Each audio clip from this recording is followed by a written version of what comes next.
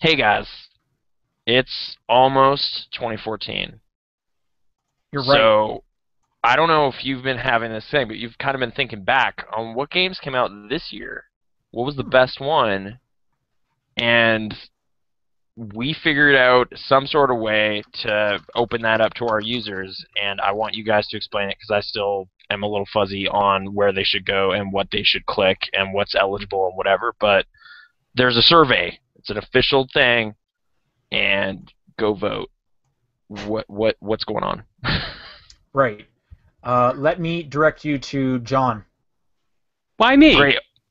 You're the guy. You know all about monkeys and John, surveys. you're the man. No, I'm not. Just in life. That's not how that works. You're the man. All right. So what we did was we created a SurveyMonkey survey for you guys to fill out. So if you look on our Facebook group, if you look on our Twitter, you will find a link to a SurveyMonkey where you can fill out all of your Game of the Year choices. So we'll ask you for your top 10, and we'll ask you for all the different categories. Wait, my choices? Yes, yours specifically. No Me? one else's. Just me. Yes, just you. Okay. So Can there's we one. vote in our own survey, like kind of That- twist the results? No. Like just be like, hey guys, I'm gonna put Spelunky on the list. I'm just gonna say you might want to consider it. No. Okay, fine. Because if we do that, then I'm just going to vote for, like, stupid stuff. Okay. Please don't vote for stupid stuff. I'm not averse to disqualifying answers. Yeah, and I guess please put the name of a video game in there. Like, just you could literally write stupid stuff and add it, but don't do that. What I'll if, just what if ignore there's actually, it. Like, what if there's actually a video game named Stupid Stuff? What are you going to do? I'm gonna look it up on Giant Bomb because I haven't Yeah, heard of it. yeah, but okay, whatever. So you can put anything in there. Try to keep it within this year. Although you said there's a category for 20XX, like any game, any Right. year. So yeah, let's do the full pitch of it. There's a link. It's up on our Twitter. It's on our Facebook. You go there. There's 6 questions for you guys to answer. I'll see if I can pull them up. But you're looking at disappointing game of the year. You're looking at 2013's 2012 game of the year. It's hard. 2013's 20XX game of the year. Pile of Shame, game of the year, and surprising game of the year. Okay. So I realized when we did the failed recording earlier, 2013's 20XX Game of the Year, what if the game wasn't made in this millennium? It's okay because 20XX means nothing. Okay. It means Right. it means anywhere from 2000 to 2099, though. It That's what- does. that's what Mega Man taught me. technically. So that at that point it's XXXX game of the year, and you could nominate like Caber Toss or something. But I vote for Stickball. okay, yeah. It's like you know what? Chess is still really great. It Space holds up. Wars, pretty good, man. A whole millennium of strategic combat. Like yeah. I guess just video games. Just keep it on video games. And yeah, if it was from the '90s, like that's great. Wario's Woods for your consideration. Available now on Super Nintendo. Like if you want to do that. You're not wrong to do so. But again, like, who knows what's going to get the votes? What's going to be the top? I don't know. Right. So, That's like you the said whole before, thing. we are not voting in this. This is strictly for the top-down respective community. We have our own lists that'll be separate from this, so we can't change any things. But what everything works is each question you can put up to 3 games, except for the game of the year, you can put up to 10 games. Okay. Make sure when you're putting them in there that you're ranking them. Like number 1 is the one that is like most prominent for this question, whereas number 3 or number 10 is least prominent for this question. Okay. So you can kind of have like 2 runners up for each category. And then what I'm going to do just before our Game of the Year podcast, which will be in a few weeks, I'm going to take those. I'm going to swap the ranking things so that things in spot 1 will get like 10 points, whereas things in spot 10 will get 1 point. I'll put all your guys' games together and I'll see which games got the highest scoring. And when we go through the Game of the Year podcast, we'll bring up the community votes along with our own input. Okay. And so the voting will be open for until that podcast goes up, so like another 10 days or more. Yeah, at probably, least. right? Yeah. Okay. So Yeah. good amount of time to vote. So if you're hearing this, you can probably still do that. So cool. For sure. Yeah, we already kind of just talked all about it, but the community we're talking about is the top-down perspective community, and that's this podcast. Like that's what this is. This is the top-down perspective. You tuned into that if you're watching right now. It is December 18th. It's 1 week before Christmas, so get your You're shopping right. done, or declare I'm not shopping like I did, and just be like, no, just What? You're no, just not gonna buy gifts for anyone? just nobody deserves it. No, it's not true. I was gonna say, go to It's like Safeway and get like some gift cards at least. I could do that. I was at a Shoppers Drug Mart today buying pizzas, and then I was like, well, they have gift cards here, and yeah, whatever. I'm not taking it very seriously this year, though. I apologize to those diehard Christmas fans, but other than watching a few choice movies like Home Alone 2, Christmas may as well not even be going on. Why Home Alone 2, not the superior Home Alone 1? Why not? I don't. Wait, why not Home Alone 3? Home 'Cause Alone that's a piece of 3 garbage. What isn't about as Home bad. Alone 4? You know what? I'd I've actually never kind of be seen down to Home watch Alone Home 4. Alone 4. I'd kind of be down to watch Home Alone 4. Did you know there was a new one released last year called The Holiday Heist, starring Malcolm McDowell? That's not called Home Alone. What? It's Home Alone, The Holiday Heist. It's like colon, not a number. That changes but, everything. Holy shit. yeah, it is. They have the house logo and everything. It is a Is legit. it Christmas themed again? Aren't they always Christmas themed? Yeah, it's always a Christmas thing. So I can only imagine the holiday they are referring to is probably Man, holiday Christmas. marathon, let's do it. Thank God that Yeah, kid is on the front box is five. doing the cheek thing. Well, That's in the the signature third one, thing it wasn't of it. Macaulay Culkin, right? It It's hasn't Alex Macaulay D. Culkin since the third Linz. one onward. Was the fourth? Who was in the fourth one? I don't know who's in the fourth one. I know a kid named Alex D. Linz is the third one, and that one's actually not that bad because there's like military hardware in a car, and they're gonna steal it, and they're gonna cause problems. Like it's North Korea. It's pretty topical, like politics stuff. It's kind of crazy. Mike Weinberg is Kevin McAllister in the fourth one. Okay. I actually had to open up IMDb. Wait, to is see his if name that- always Kevin? Like, is it always the same universe and I kid? think it's a different Yep. kid. No, it's because Kevin McAllister was definitely his name in the first one. In the So first, this yeah, kid- like They switched out the Macaulay actors, but Culkin's this kid character. still got left alone. Yep, Kevin McAllister. That's oh weird. I think okay. the only time it's not been Kevin was Home Alone 3. yeah. That's why I thought they might have just been like, there's some other kid who's in Chicago, So and what you're he's having saying- problems too. So what you're saying is much like the Fast and the Furious universe, the third installment is the secret best one. I remember it being okay, but I haven't seen it in a long time. It's not Kevin in the Scarlett fifth. Johansson's in it. It's weird. It's not Kevin in the fifth one. It's Finn Baxter. There you go. Different kid. So it's Finn 4 is though. such a stupid name. Whatever. The McAllisters, also they're incredibly rich. I kind of forgot before I watched it, but yeah, they're doing all right. Well, Home Alone 4 was like, yeah, Kevin's parents have now split up. Now living with his mom, he decides to spend Christmas with his dad at the mansion of his father's rich girlfriend. Okay. And then some bad people try to do something and traps and paint cans and horrible, horrible violence, Yeah. but it's coded in humor, so it's fine. Meanwhile, robber Marv Merchant, one of the villains from the first two movies, partners up with a new criminal named Vera to hit Natalie's mansion. One of the villains from the first movies? Yeah, really? but it's played by French Stewart instead of, I can't remember who played him in the actual first movie. Oh, wow. But Okay. Yeah, not Joe Pesci, it's the taller dude. Daniel Stern? Yeah. Like Marv, I think? Yep. He gets hit with a brick like 4 times. It's whatever. There are video games based on that holiday, like that film franchise. I don't know, John, have you had first-hand experience with Home Alone video games? Can you give us a report? They're bad.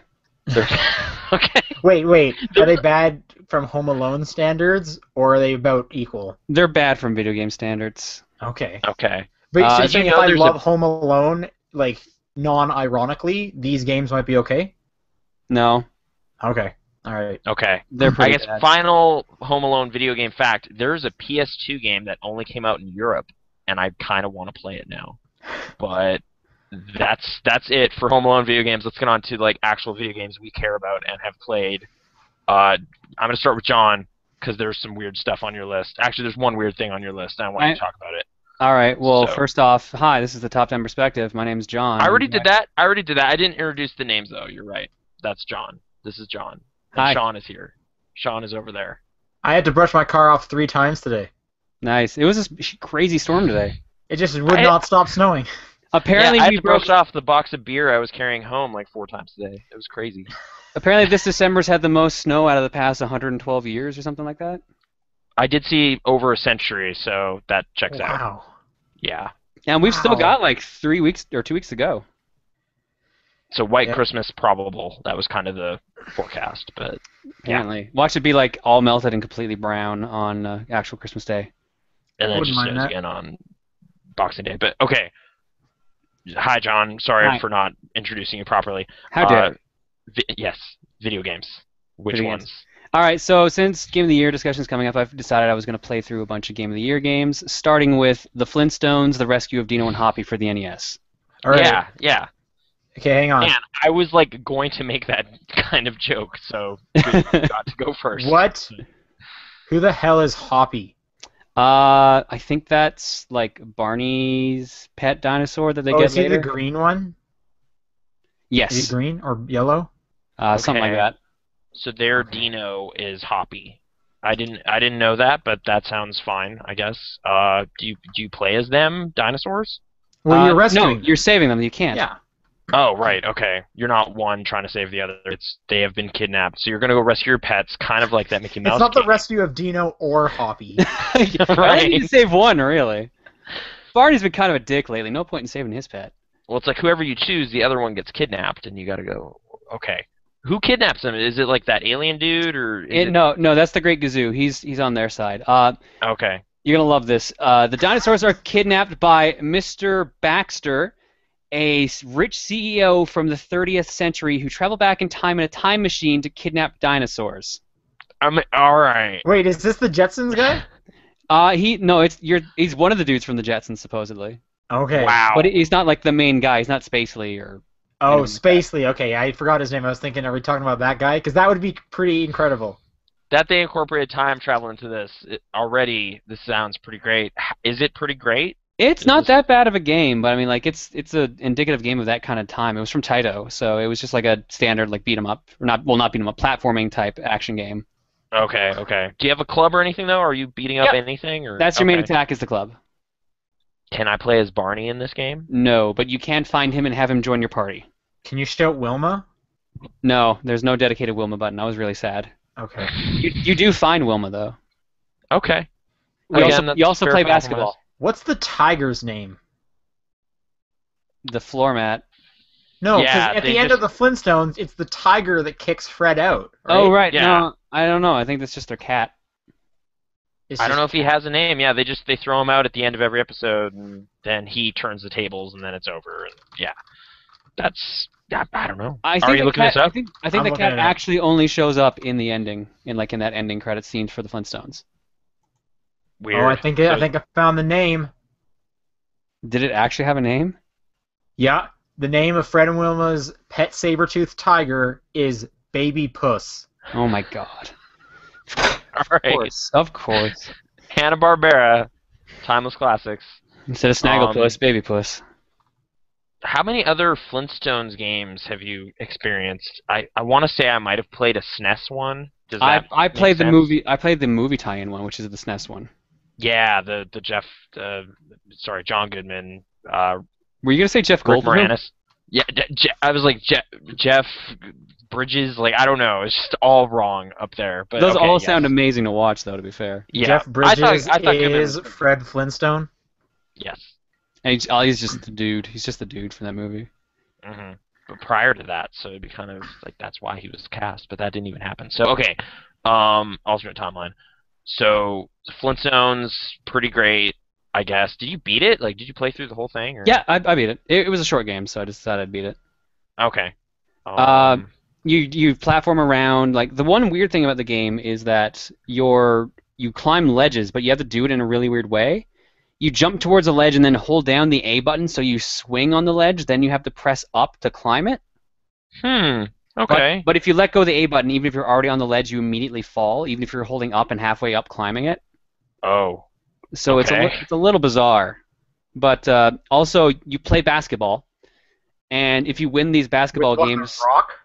yep, it's a giant boulder you're bouncing, and you throw it into giant pelican mouths. Okay. Yep. If you win, Then there's that part where they're taking a photo and the bird draws them in the rock, and then he turns to the camera and he goes, "It's a living." exactly, you summed up this game perfectly. If you win the basketball games, you get magical superpowers. All right. No, but okay. No, That's that's not actually what- what happened. That's not canon. Yeah, The Great Gazoo. The Great Gazoo. Okay. He gives Yeah. them like alien abilities somehow. He'll be like, "Hey, Fred, what do you want to do?" And you have the choices of jump, dive, and fly. So if you say jump, a big dinosaur appears and you make a really big jump. Okay. If you say fly, Fred transforms into a bird, and then every flap you have uses up like your heart meter. And then if you pick dive, you put on a snorkel and some flippers. Why does he and then turn swim into water. a bird? Why doesn't a pterodactyl come and help him out? Because video games. Okay. I don't know, man. Wait, you're Also, telling Fred's way into telling me bowling. that What's if you with had the choice basketball? for superpowers between being able to fly or having a bird come whenever you want, you'd pick the bird? No, I'm just saying it makes more sense. Like it's like there are pterodactyls. Oh, I'm sorry. I Make didn't know that- you had a PhD in Flintstones, Flintstones. magic. Well, I watched that show a lot when I was a kid. I thought, maybe I take it a little more seriously than most, but whatever. Okay, fine. Magic powers granted by aliens. Did you ever watch Viva Rock Vegas? No. Did you see? It's Sean, you actually did? Yep. I saw it in theater, and I did not see it in theater. Oh, God. yeah. Actually, I may have seen it in theater. I don't know. That was a long time ago. Guys. Again, it's so long ago. I remember it being not that terrible, but there were a lot of bad like Rolling Stones jokes because they were kind of in it. but not- that happened in the actual cartoon, to be fair. So Mick Jagged, I believe his name was. that's the cartoon. Okay. All right. Does this qualify as like a 20XX contender given our rules? It's a not bad game, but it's not gonna make my list. For Nathan, 20XX is any game that isn't 2013. Okay. So just to be clear, like if you again 1990s, 1980s, 70s, before that point you're getting kind of outside of video games as far as I know, but well, make it a video game, like yeah, if you have that like radar thing that they made to play tennis or whatever, like cool. I was gonna say Space War, but that's not Space War. Yeah. But okay. So Flintstones, was there any like more contemporary stuff you looked at, or was that kind of? Well, I didn't tell you the best part of it, the Flintstones. Is it the part where he slides down the dinosaur's tail? No, Yabba but Dabba Doo, that's in does he there, say that's in that? there. No, there's no Yabba Dabba Doo. There's no Yabba Dabba Doo? No, this is a Flintstones game with, I believe, no Yabba Dabba Doo. No, then it's Even a not a text? Flintstones game. He might say it at the end once you win. I forget. Okay, like just puts his hand up in the air and he's like, yeah, Yeah. Yabba Dabba Doo.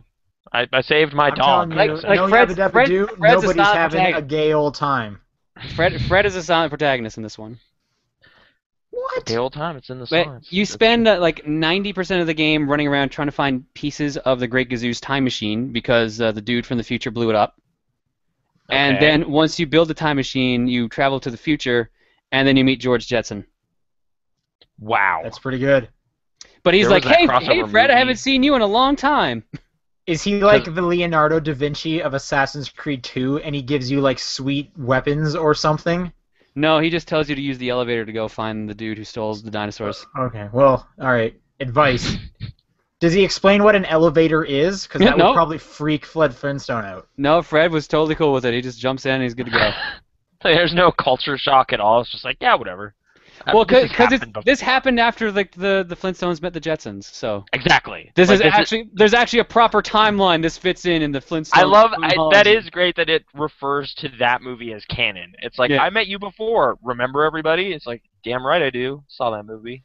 I just felt like after that movie, Fred went like insane because everyone thought he was crazy. And he's like, no, wait, guys, like I saw the future. I It's saw the crazy. future. I There's was there. flying things. You know how like I'm kicking this like ground to make this cargo? It's just gonna float. It's gonna be crazy. And then there's there's not like, a all bird right, inside of this TV remote. he gets kicked out of the water buffaloes or whatever, and it's all downhill. Yeah. But that movie gets kind of dark too. Like him losing his job and everyone wants to kill him. Like he's a scab. Oh, But- back to the live action Flintstones. The live action movie gets weird. Like it's just like they're gonna lynch him. Like that almost happened, and then They murder someone at the end of the Flintstones movie. He drowns in concrete. he's like frozen forever. Yeah, Kyle MacLachlan gets trapped in concrete, and he's probably not okay. But yeah. Anyway, Flintstones, great. What else? What else happened in late December 2013? I decided to play Cloudberry Kingdom again. I played a bit of that on your account, so thank you for owning that. No problem. What? You're still like number 6 or something on the leaderboard. I was. Looking at, I'm in so- the top. I'm still in the top 10 for that rank. I can't remember what position it is. I think it is still 6. You're right. Yeah, in classic or whatever. Actually, the person who beat me in the tournament, I don't see on the scoreboard anymore. So I don't know if they changed their name or what. Okay. Are you trying to like take back? Any Oh no, stuff, or- fuck no. What I'm doing, Okay. I'm finally bothering through story mode because I heard through the grapevine. I don't know if this is true or not. That Pony Studios, the guys who made the game, made a challenge that if anyone could beat the final stage of story mode, which is apparently stage 320, they'll give them $1,000. So, and that Wait, you're still saying stands? nobody's beaten story mode? No. Well, okay, no. Hang on. Story mode ends, I think, around like 160 or 260 or something like that. Okay. Oh, but then there's a Mario, like, here's another set of stuff? It's more like, yeah, here's like a bunch of extra stages we just made. Oh, okay. Because to be fair, I got to, like, World 2 in the story, and I was like, this is getting hard. No. Oh, it gets nuts. No. Like, when you start rolling, like, no thank you. Like you're attached to this wheel now. Yeah, I got about there too, and it's just like this is less than fun, but I don't know. This is Well, weird. I'm Wait, not the wait. right kind of person for this. Wait till you get to the point where they attach a jetpack to that wheel. No. This is an actual stage Like- type. So what they're tweaking is just the algorithm gets more fucked. Like it's all random, right? Yeah, well, I mean, in story mode, they're all like predetermined stages. So it's just okay. They actually designed those things. I thought it was all just they plug in. The algorithm made them, and they just kind of picked like, oh, this would be a good stage for stage 1, stage 2. But in all the other modes, like the escalation modes and that, all those stages are randomly generated based on the difficulty sliders they made for their AI. Oh, okay. Like it still seemed neat. I was just kind of getting worn out pretty quickly. So yeah, congratulations on doing really well in that game. I don't have the aptitude for whatever it is. It's just too many things swinging around, and like I guess also I need to get all of the things where I consider a run a failure. So it's just like no, well, that's only for like if you want to use the powers later on, which you will technically need later on. okay. So I But, don't like- need to punish myself over that because I'm just kind of like I only got 9 and that sucks. I'm just gonna die and try No, that again. that basically you're picking up coins to let you use your powers in case you get stuck in later stages. It matters Okay. in escalation mode because that's how you get your bonus multipliers. But in actual story mode, does not really matter unless you want to have powers later on to use to get through stages. Okay. So I got at around I think 101 is where I stopped last time. I'm just gonna kind of slowly play through it until I get up to around that point. What's your hours played on that game? I feel like I clocked 30 during that tournament, 30 or 40. It was a lot. Okay. I was Are playing you- I was playing that game a lot during that tournament. Like long sessions too, or is it like kind of 20 minutes, half hour? Like It took I me- mean, during the tournament, you'd be pushing real hard, but Well, during the tournament, like a run, it took half an hour. okay. And you were streaming it. I only streamed it once, Oh, okay. but my best run was the streamed run. Okay. Like, do you like when you play it recreationally though? Are you digging in for quite a while, or is it like a run? I Yeah, was you like, do. oh, I'll just do like 10 stages, and then it's like, oh, I guess I'll do 10 more, and then that went by fast. Okay. Because keep in mind, like a run, what I did for the tournament would be 130 stages. So 10 stages by comparison, a lot faster. Right, and they're pretty short, like 20 seconds or something. I mean, if you're dying, that would compound, but yeah. Okay. Cloudberry Kingdom. Yep. Other than that, I played The Last of Us. Did you finish it? No. Did you Okay. play anything after I left? No. Did you There's play it a on re- hard there's- mode? There's a reason for that, and I'll explain later. No, I'm playing on normal. Okay. I think that's a good idea. I wanted to actually try to beat the game without getting frustrated. Oh, well, okay. Okay, fair enough, I guess. Yeah. I don't know. I guess something about like just the tone of that game, it was like this should be harder, so I'm gonna make it harder. I don't know why, but I played it on the highest one available by default. I haven't beaten it on the crazy insane one that Hmm. you can only use the like minimum number of shivs ever, and you need to use them on doors and stuff like that. Like I haven't done that, but okay. Are you liking it? Like how far did you get? Are you out of Boston or whatever? Like, or are you still kind of? Still in Boston on my way to the Capitol building. The percentage meter Okay. said 20%. I'm 20% through the game. Do you like it? Or I am enjoying it, but I got tied up with something else that came up during the week, so I have not gone back to it. okay. But But- do you plan to? I do plan to. I just need to kind of free up my schedule to play it.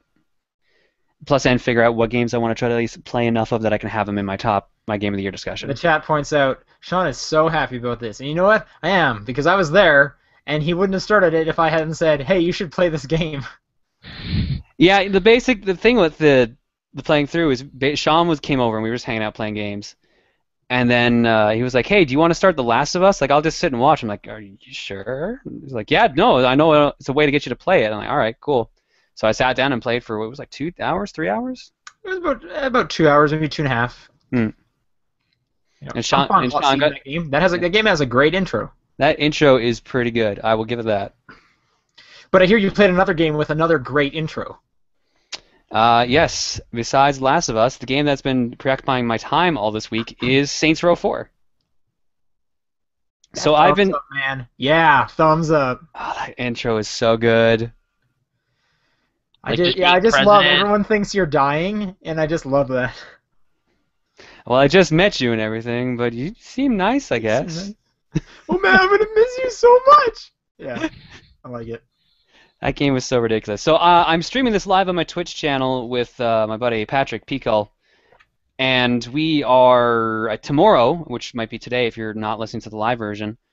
That'll be the last stream of it because we have 77% of the game done, and we'll just be clearing up the rest tomorrow. We've done all the optional stuff. Literally, all we have left is I think 6 collectibles, 2 or 3 random side quests, and main story.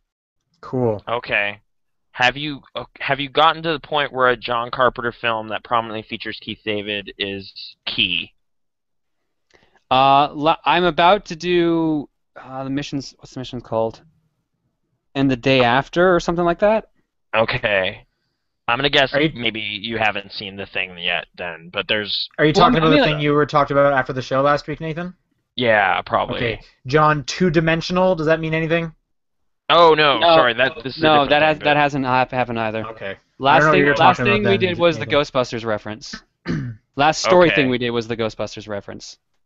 It's a different movie, but it's same era. Weirdly, a prop from the Ghostbusters is in this movie, so if whatever, don't. It's okay. Probably not at that point then, Nathan. Okay, I hope you enjoy it. I don't want to tip too much. I assume you're talking about like They Live, right? Yeah. Yeah, I mean all the posters and billboards and everything are like that. Yes, they are. Okay, so they commit more to that joke, and stuff happens. Oh, okay. It's pretty funny. Cool. But yes, what's your? I guess if everyone's seen the stream, they would know. But what kind of crazy outfit / voice actor did you choose? Like what's? Oh, okay. The very next day is actually the name of the mission that we're doing next. Okay.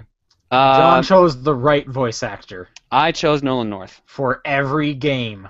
I chose Nolan North as well. I had to laugh pretty hard because it was like voice male 123, female 123, Nolan North, and like if you're into video games enough, you know why you picked that voice. Although Troy Baker, I think Nolan North. Isn't Troy Baker one of the other ones? Isn't he male voice 1? Apparently, yeah. Yeah, so you kind of have like the 2 titans of that in one game. So whatever. But that pancakes bit. Do you like the pancakes bit? I like that bit. What pancakes bit?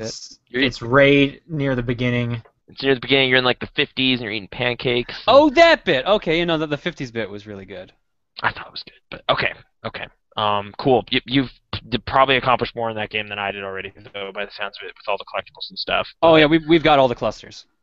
Okay. You interested in Christmas stuff? You gonna get Christmas stuff? I already have the Christmas DLC and the Dominatrix DLC, so. Okay. Cool.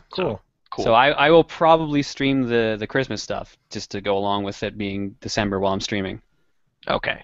Yeah, people are saying male 1 is Troy Baker.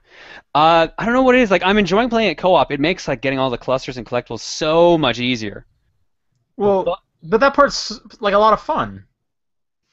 No. So you want to save that stuff? Oh, you didn't enjoy grabbing the clusters? Because I love doing that. Oh, it's fun. It's fun to do, but when there's like 1,200 of them, no. I got 1,000 without batting an eye. So yeah. If Trackdown 3 comes out and there's like 1 million, it's like, all right, I'm just gonna get higher and higher at my jumps. I'd rather fight people and expand them to death, or use dubstep, or sorry, classical music to kill them. I'm using the DLC gun. Okay. So I've killed people with polka music, heavy metal, swing dance music, and the Ride of the Valkyries. Where do you get the expander thing? I've heard about it. I don't have it. That's the Inflato Ray. It's a side mission. It's one of the side Oh, quests. it's yeah, okay. I have a bunch of side missions I haven't done, but okay. Saints Row 4, yeah. Did you play Saints Row 3? A bit, not enough. Okay.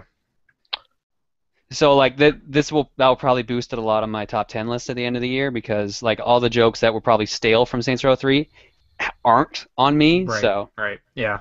No, because that was the thing is a lot of the jokes are kind of like, remember when we did this in Saints Row 3? Like we know you guys loved it, and they'd kind of do it again a bit.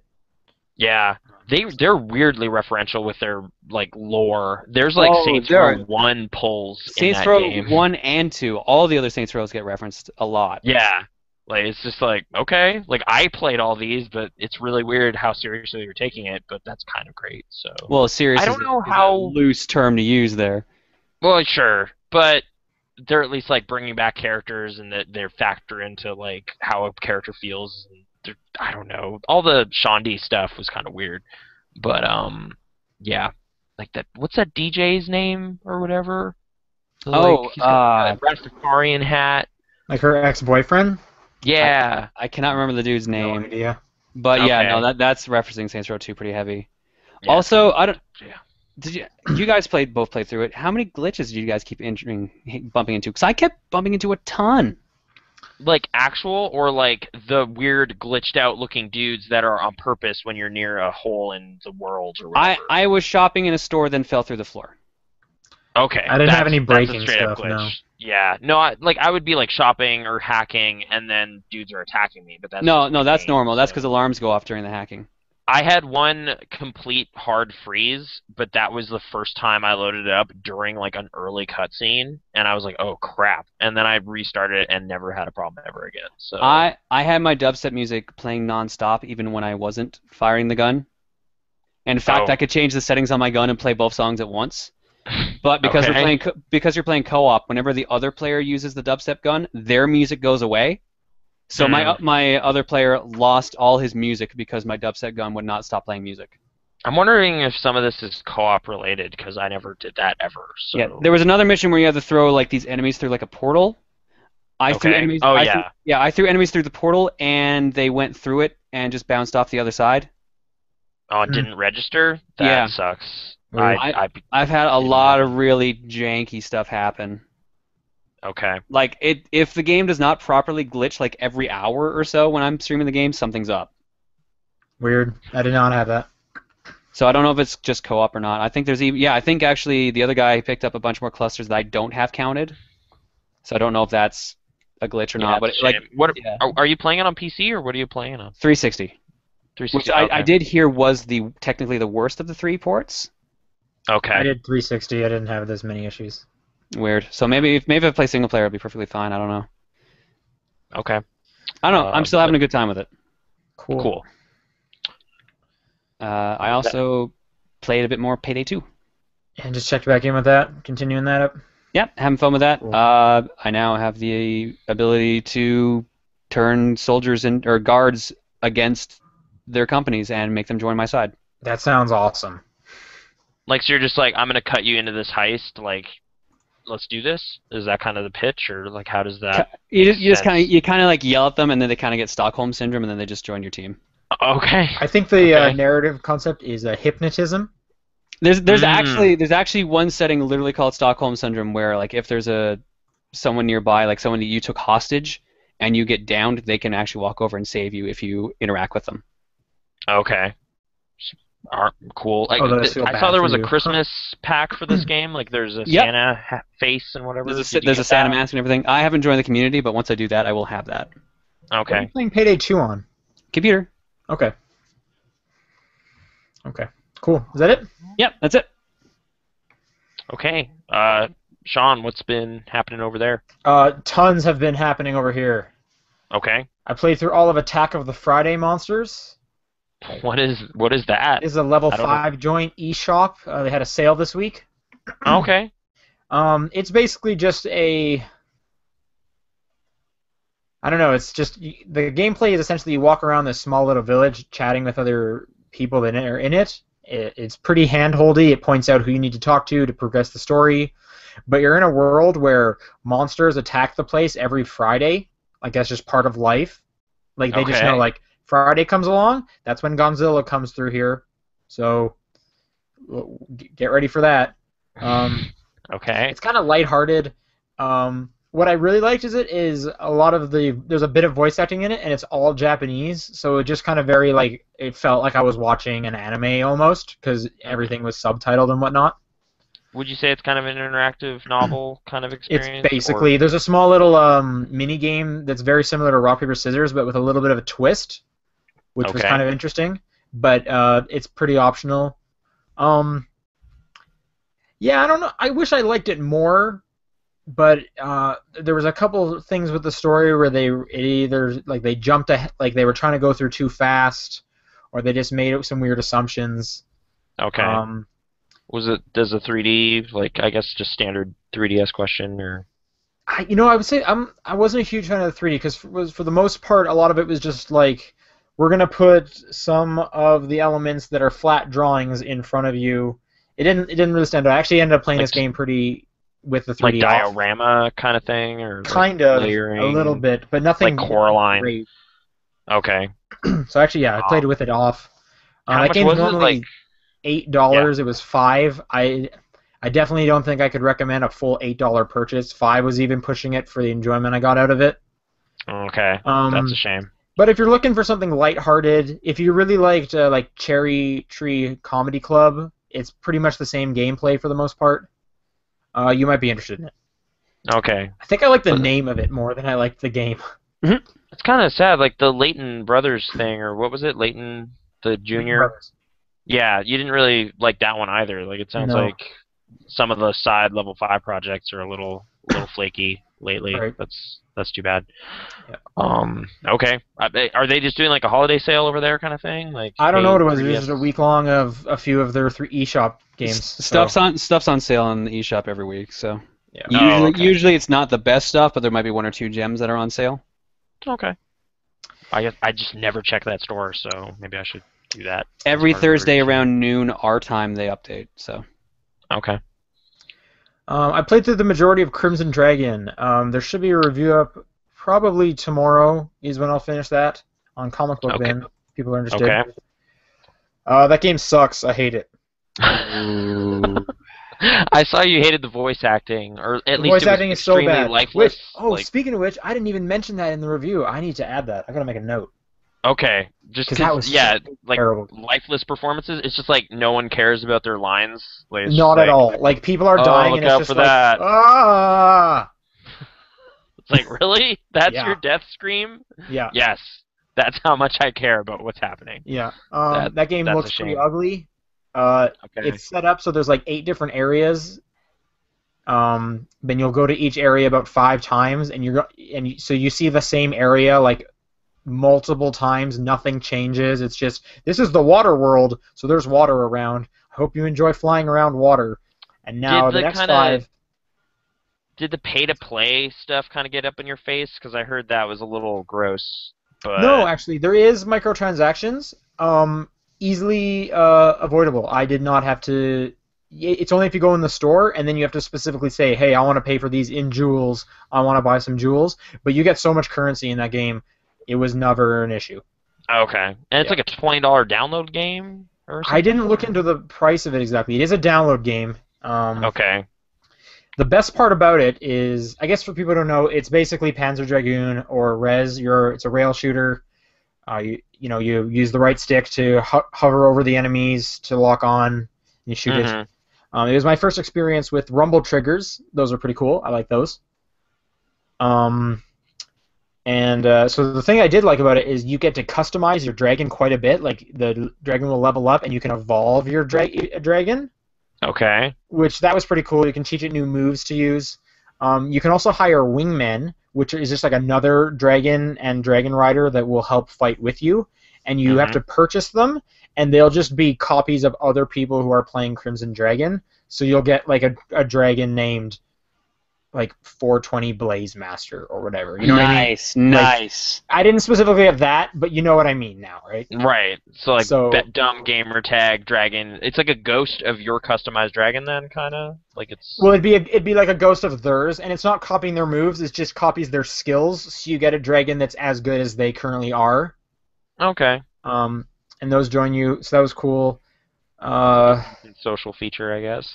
It's just not fun. It's boring. Like, you're on rails, and that's fine. There's a few levels where they open it up and let you actually fly around, and that controls so terribly. I hated it every time. So I'm really glad the final boss involved that. That was really fun. So like Star Fox kind of thing for some of it. Yeah, basically, yeah. Because Star Fox has a few missions where they open it up. That's like, true. Hey, Yeah. it's an arena. Go. You can turn around and whatnot. But That okay. game, that game's not good. I don't recommend it if you have an Xbox One. Okay. Makes me That's a sad shame. because it's supposed to be the guys who originally worked on the game too, the original Panzer Dragoon stuff and Rez. Like for me, like Rez only works because I love those songs and the visual style. Like if it's just fantasy stuff and there's nothing in terms of like synesthesia music business, then what the hook of that game? Did you I don't not know. like Panzer Dragoon? I only played what we did in the Saturn stream, so I don't have a lot of history with Well, the series. I'm not but- averse to rail shooters. Like Star Fox is basically a rail shooter as well, and that's fine. Yeah. Okay.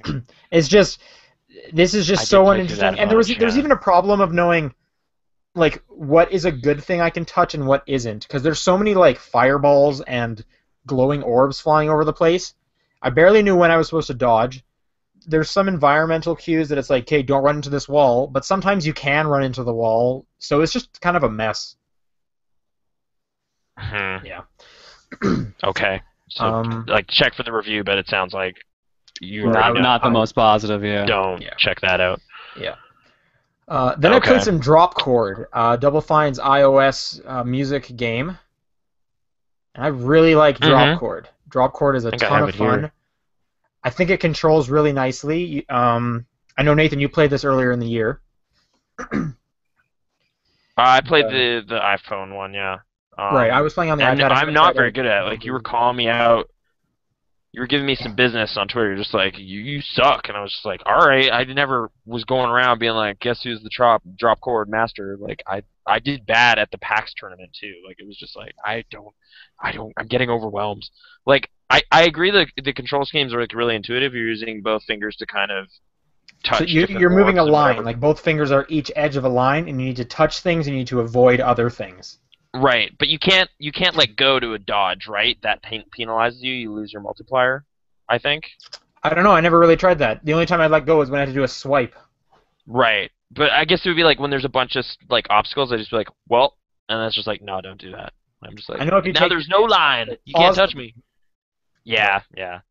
I think the How music far is did you really get? good. Okay. Specifically when you're playing the main game in that first stage, I love that song. And then when it goes into like bonus and everything goes like neon pink and yellow, when the bass drops and there's like nothing to dodge and you're just racking up points, like the best feeling. Like it was just like, oh man, I am so into this right now. Okay. So a real great intro level, I will say. And yeah, so Dropchord's pretty good. I would recommend that on iOS, especially if you have an iPad. Yeah, you get more screen real estate to kind of see where you're going and what you're doing. Yeah. Like I was kind of having troubles on the phone, but it's okay there too. But yeah, at PAX actually they had this weird kind of control scheme where there was like you just have your fingers out and there's like some sort of sensor thing detecting your hands, and it was using Oh man, that. like the future? Kinda, but yeah, they had that at their kind of PAX party too. And there was like a high score contest for television and all this, but I was not good enough. I could see that being fun if like Connect was really good. Yeah, like using both hands as kind of each end of the line or whatever. but Yeah. yeah. Oh, the leap motion, I guess, is what the thing is called. Okay. I've heard yeah. of that. Okay. So Dropchord. Dropchord's good. I finished up Assassin's Creed 4. Hooray! Fourth How'd you like Assassin's it? Creed. I like that What? game quite a bit. That's Okay, a fun okay. game. Some cool final missions when you're just doing crazy boat battles. Once you upgrade your boat quite a bit, you're just wrecking havoc. Like, you get flaming cannons. Okay. Like, I don't know if they it's- had those in real life, but okay. Like I guess they light the cannonballs on fire, so it's like a short range attack. You come up beside someone, you just hit the right trigger, flaming cannonballs at their ship. It's awesome. It's like a bomb, or is it just burning junk shoots at their ship? It's just burning cannonball. It's not a bomb. It's just a burning cannonball. So Weird. Okay. maybe I don't Again, know. I don't know enough about classic cannons weaponry, Yep. but I mean, I'm at the jump off point in that game. I think it's like you got your ship, you got your crew, let's go, and I'm just like, all right, this is where this would take a lot of time. I'm gonna put this down. And No, you maybe should try the boat stuff. Okay. Specifically, yeah, like swinging onto the other guy's ship, taking him in an airstrike. It's so good, so great. I will say the one thing I don't like about that game is there are way too many tail this guy and eavesdropping missions. Like as part of the core story, it's like Yeah, you need like to almost every listen to some sequence, plot. like there will be one of those. It's like you should tail this guy and listen to what he's talking about. It's like I don't care. Holy smokes, I'm a pirate. Yeah. I shouldn't even be on land. I thought that was just kind of the intro, like they're setting up the players or something. And it's just like, But hey, do you can so rate many the of them. missions within the game, so you're just like, you know what, that mission sucked, Abstergo. No more like that, please. 1 out of 5. I guess And I then could have. I never ranked In it. Assassin's Creed 5, I don't know.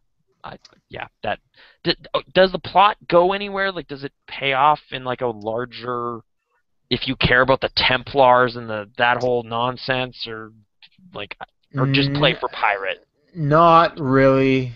I don't Okay. think so. Just pirates. If you like pirates, Yeah. get your pirate on. And Yeah. okay. Last That's thing I fine. played, I only played a bit of it today. Just the first 2 levels. Some Call of Juarez Gunslinger. Really? Yeah. Dude, that game's great. It's So- really good. It is a lot of fun. Actually good. No, Oh, dude, yeah. that's like on my top 10 list. Like it's a good, Hey, spoilers. good, cool thing. Okay, sorry, that may or may not show up in a couple weeks, but people should play it. The narrative part is great. It's all about it starts off really cool, kind of a motion comic style. A cowboy walks into a bar and he's like a legend, and they're like, "Do you have some cool stories to tell us?" So he starts telling a story. You're playing the story. And so Yeah. he'll be like narrating it the whole time, and sometimes it'll be like, "Wait a sec, no, is that what the paper said? That didn't happen." So it'll rewind what you just did, and then actually the thing happens. So you get to see like 2 things play out. Yeah, I just really they have love some the fun with sense of that. speed in that game. Like just the amount of dudes come in and the combos. Right, like that and all first the craziness. upgrade, I don't know why you wouldn't pick dual wield, because that's clearly the Yeah. best one. But yeah, no, 4 Yeah. guys are coming at you, you're just like shooting everyone. You can do the whole slowdown thing from Red Dead Redemption to take guys out faster. There's a real great moment, another really fantastic first level, where you jump out of the top of a barn and it slows down time and you're taking them all out before you land. Yeah. There's also There's some, tons of like, exploding barrels everywhere, which is always great to shoot. hmm Um, But I mean, trying to think. it's like a fun, fast-paced shooting gallery, and it's kind of dumb. But that the narrative totally like addresses all of that and plays with it, and kind of has fun with that whole conceit. Like, kind Right. of sold it so much more. Like, I don't know. Like, I don't know why, but I keep coming back to like the way Prince of Persia had the guy narrating like what happened, and then he would fall or something, and then be like, "Never mind, that's not what happened." They kind of just incorporate that into scripted moments. So like that Right. kind of rewriting history. There's nothing specific, like if you die, he says, "Wait, that didn't happen." No, but it's more, well, unless it's like a wacky part of a mission or something, and then it's just like there weren't that many guys, it was okay or whatever. Like there's some stuff that gets a Okay. little weird with that stuff. Okay. But yeah, no, it's pretty cool. Great I art played style. the first Call of Juarez, but yeah, this is way more interesting than those were. So I've played no Call of Juarez before this. okay, that's probably fine. Don't worry about it. Yeah, and last thing I want to say about it is the duels are pretty good when you're kind of watching to see if the guy's going to grab his gun while you're like focusing on your shot. And it's really cool. You can choose to do the first shot, which will be real easy victory. But if you wait till he reaches for his gun, you get a more like noble victory to the thing because you didn't want to kill him until he made a move. Right. So it's And it's pretty cool. like I played like Red Dead again this year, and it might have been kind of sparked off by that game, but this game's dual system just makes more sense. Like it's more intuitive than what happens in Red Dead. Like I'm just like mashing on. I don't know what's happening. Like you can apparently disarm in that game too, but yeah, Juarez does a great job of just explaining what's going on with that stuff. And I think you mentioned like the art style was kind of cool, and yeah, it's pretty slick look. It's pretty. So. It's kind of cell shaded, very Borderlands-esque. Yeah. So I like it. Fun game. I'm looking forward to playing more of that. Okay. That was it for this week. So Nathan, let's hear the shortest list you've ever had.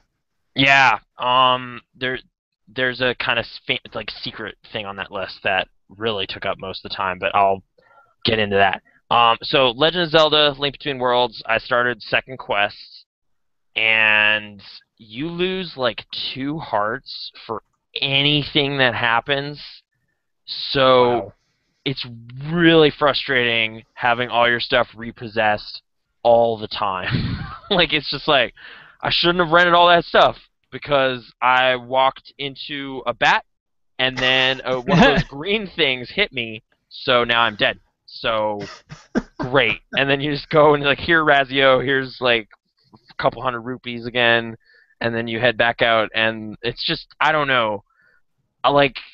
I'm gonna take a crack at it at some point proper. Like heart pieces become really valuable now, and you need to use that shield and like really think about your combat in a way I was not my first time through that game. Like it's just like whatever, I'll just throw stuff and like yeah, I got hit a couple times, but whatever, I'm just kind of scrapping. Like this is like no, like you gotta shoot dudes with arrows or like just avoid combat. Like just take it seriously. So Nathan, did you ever try the Street Pass function? oh, like the Shadow Link dudes and whatever. Yeah. Yeah. Do I get something cool? No, I'm not sure. The reason I ask is because that was the point I learned, like, oh man, you really need to use your shield properly in this combat because I just got curb stomped by a super powerful Link. I kind of cheesed it in that. Like, I mean, I did my first sparring like late in the game, so I just had way more hearts than the Link I was going up against and stuff. So I was like, whatever, I'll just fight this guy. But yeah, I guess that might be a good introduction to like being a little more mindful with your combat. Specifically the shield, it's just like, no, use that shield like all the time. Like just use that thing. And I was not considering that before. So I will do that. That ended up being like a little more intense than I was ready, so I kind of eased off of that a bit. Are you still having fun with it though, or is it kind of turning you off? Oh, like for me, the thing I really liked about that game was the rent all the stuff, go. But that plus this dying and lose all that stuff system, and I don't even have enough rupees yet to like own something permanently. So I'm assuming that it's just kind of an early learning curve hump kind of situation where once I get more comfortable, have more hearts, and like the game opens up a little more, it'll be okay. Just right now I have like 4 hearts or whatever, so if I get hit twice, I die. And that's just no good. Why aren't you just like wandering around getting the heart pieces? Because aren't they in the same spots, or are they in all new locations? They are. I think they are in the same spots. I am close on some of those, but like I'm trying to use the hint ghosts and stuff, but they're just telling me like useless garbage. Yeah, the hint ghosts are not helpful. Yeah, like the first time I did one in my first playthrough, though, it was like, hey man, if there's a heart piece over here, it's like, oh sweet, hint ghosts are great. And then the next time I did it, it was like, hey, you need some special gauntlets to move this rock. And you're just like, yeah, I know. All right. And then I like found another one, and he told me basically the same thing. Like it's just like, you need a thing you don't have. And you're just like, shut up, ghost. You suck. Like, it's just, what do you know? Terrible. You're dead. Yeah. Like he's just reading his book Clearly, or whatever. You made poor life decisions because you're dead right now. I'm gonna take off these glasses. This is tiresome. So yeah. Stupid ghost with your books and your academics. Yeah, I mean, I have a lot of play coins. Like, I can ask for hints. It's just they were not being very helpful. Yeah, I find that so weird. It's like, this is going to cost a play coin. You're never going to get it back. And it's like, well, it's okay, really. I don't... Like, I'm almost maxed out all the time. Yeah. Like, who's going to be like, oh, no. Oh, I'm not going to get it back? Shit. I'm just like, I don't want to use play coin just so I can say I beat it without using a play coin. That's the only logic I have behind it. Wait, is that like a thing? Like Mario? I don't know. I don't know. Style? They like flag it. Okay. I don't know. That's why I'm just not doing it, so I can find out. It doesn't. Okay. Again, we just kind of emphasize they aren't really that helpful. So like, It's Well, true, like, but I'm maybe the curious game about, will like, be like you kind of cheesed it. You use the in-game hint system. That's for babies or something. I'm curious about, like, there's a hint ghost in the treasure room, the one where there's like 15 treasures you can choose from. I'm curious if he will actually tell you where the heart piece is. Oh, weird. no, Okay. he'll probably just be like, it's in one of these. Oh, thanks. Yeah. Do you guys have like any strategies for Rupee Rush? Is there a way to like do good at that thing or? The best thing to do, well, I mean, you'd set a physical timer. That's your best bet. Yeah, well, yeah, but I mean, like, how do you get the big score? Like, it's Well, just, like, if you're within, I think, the last second, if you show up with less than a second left, they will triple your rupee score. Oh, okay. I guess that multiplier is probably the best thing to shoot for. Okay.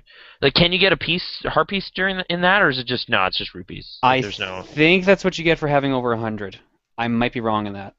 Oh, okay. Like, if you hit a certain benchmark, it's just like, man, that's impressive. Like, here's a special. Yeah, I'm trying to figure out the trick to the baseball one. The baseball one? Yeah, because apparently if I you never even played that. Oh, yeah. that was for another heart piece. That's for another heart piece. If you get 100 on that. Right. I don't know if I got that one or not in my initial playthrough, but whatever. That game's still great. I will revisit it probably in the new year at this point. Like, I'm just gonna set that down for a bit. And yeah, Cloudberry, I played a bit of that and flaked out around the same like wheel part. I got a bit in there with the wheel, but then it's just like, this is just crazy. Like, I don't. All right. Yeah, it's for crazy people. Yeah. Maybe. It's still like it's a fun little thing to just boot up and mess around with for a little bit, but yeah, I can't sink too much time into that. Yesterday I loaded up Just Cause 2 multiplayer. That's kind of a thing that's getting a lot of talk right now because it's starting to go live and it's up there. I don't know. I still like Just Cause 2's like open world airplanes, that party zeppelin. Like I went up there just because that thing's awesome, but. I guess, and also like the boosting thing they talked about in Giant Bomb. There's just a boost button on some servers, and that is awesome. I didn't know you could hit it like over and over, so I was just like, whatever. I hit boost, and my car went from 30 to 80 miles per hour. But you just keep hitting that, and you're just like, and now my car is going 270, and I ramped off a tree, and now I am still hitting it, and somehow my car is being affected by that in the air. I saw a screenshot on Kotaku of a boat in the air going 2,500 miles an hour. Yeah, so the no holds barred on the boosting and the dumb stuff you could like. I was just like bombing around in the city with a Humvee, like just bouncing off everything. Like there's fun to be had. It's just the actual like core. What are we doing? Like you're just in a server with like 100 people, and you could shoot at each other if you want, but I don't know why you do that. Like. I think the thing is, like, there's no NPCs anymore. At least in the servers I was playing on, there's just nothing. So it's just like, I go up to the Mile High Club Party Zeppelin, and it's just, like, empty. And it's just like... Well, I figured there'd be, like, 100 actual people there. Like, a dude showed up later, and then I was shooting at him, and then he skydived off, and then I grabbed a helicopter or something. Like, well, you know, you're like, doing it wrong. You gotta skydive off. Chase him or something. Like I mean, like there's like surfing on airplanes, or like a dude was surfing on my airplane while I was flying it. And, like there's dumb things happening. That sounds so good. I guess if you just want to bomb around in the Just Cause 2 world, there's now people in it, so that's kind of crazy. But I don't know. I didn't put too much more time beyond like an hour or something. But yeah, boosting and just occasional wacky things that just happen with parachutes and all those stuff in that game kind of make it cool. And it's free. Like if you have Just Cause 2 on PC, just get that, I guess. But it's like 20 megs or something. And it seems relatively... That sounds like so much fun. Yeah, and it seems optimized to like make sure you're playing smooth, like your experience is as though you're playing single player. There's just also people there, and there's latency with what they're doing, but it doesn't really matter. So yeah, it seemed pretty cool in a really dumb way, but it's okay. And then really like I know I bring it up a lot, and I have this year, but so over on PlayStation they had a holiday sale. So I was like, I'm gonna buy Spelunky again and play it on the Vita, and then I can play it everywhere. So I did that, and that game's so good, you guys. Have you guys played this game? So This Derek, sounds like a problem. Spelunky. It's like you're this little adventurer guy, and Oh yeah. and it randomly generates, and there's treasures, Oh. and I know how to get to hell now. You might have a I problem. know how to get there, so I have to get there, or else I won't be good. Bananasaurus Rex. I've been watching that dude's videos on YouTube. That guy is a champion. He is pulling off crazy speed runs and like finding weird secrets and stuff. He's the eggplant run guy. I don't even know what that means. You know what that means? You bring an eggplant to the secret end boss. I'm sorry I asked. And you use the whatever. All that said, I'm doing kind of just the standard stuff like the daily challenge and getting gold and whatever, ghost gems and whatever. There was a thing I found today that I've never seen or heard of, and I was pretty excited about that. So like that the game can still surprise me is kind of nuts.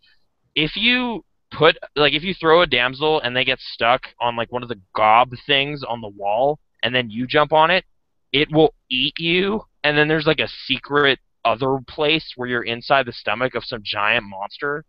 And I don't know if you can ever win because it just kept going. But I don't know. It's weird. There's like secrets in that game I didn't even know. So yeah, Spelunky all the time. Like Spelunky on multiple platforms. Like I stopped playing Spelunky on the PC, and then I turned on a video and then loaded up Spelunky on my PlayStation, and it synced with the stuff I'd done on the Vita, so it knew the trophies I had.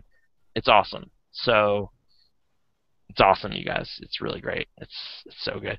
But whatever. Let's move on. Well, if this is going to free you up from you playing your Steam games so that I can play more of your Steam games, then I'm happy for you. It's right. And I can play the PlayStation version. I'm not even messing with your stuff, and it's great, controlled good. pretty good. Don't mess with any of my stuff.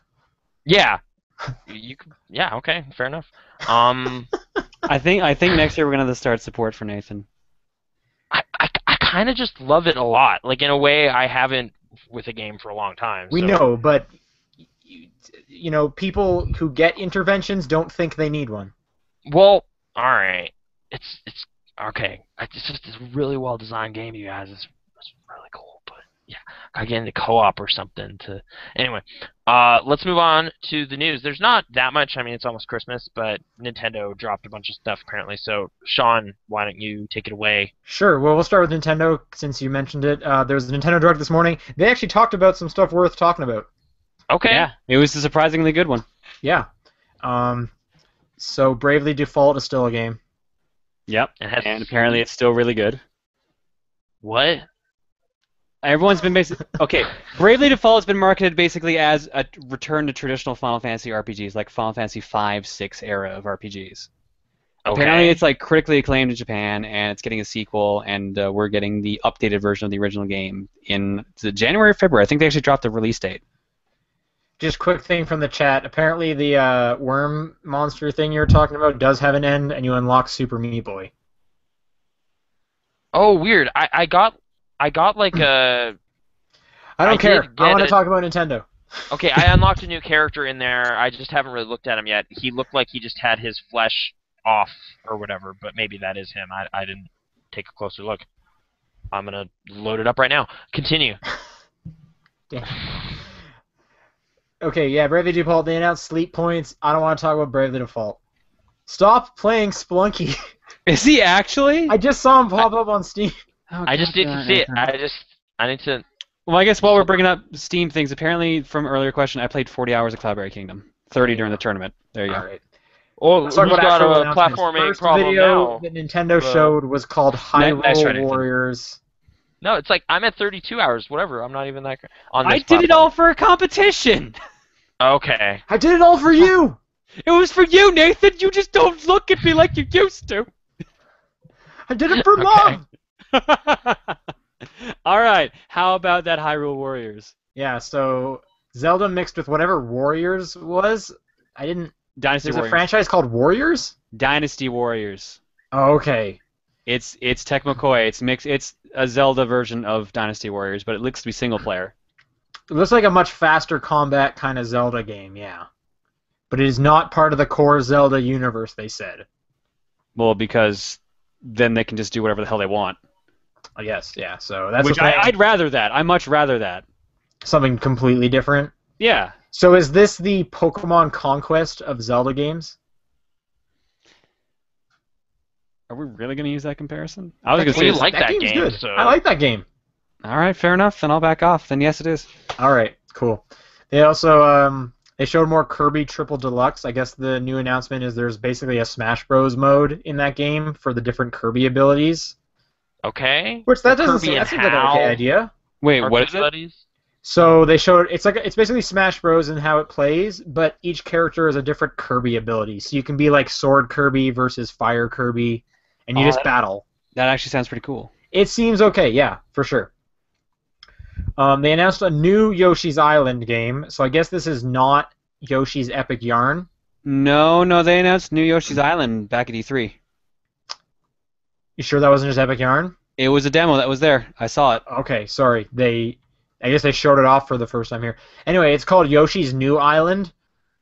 So I'm and I love Nintendo games when they have the word new to them. I know. You know what? I love the Yoshi's Island series, so I'm excited for it. But You know what? I love the Mario series, so I was excited for those too. And then there was 4 of them.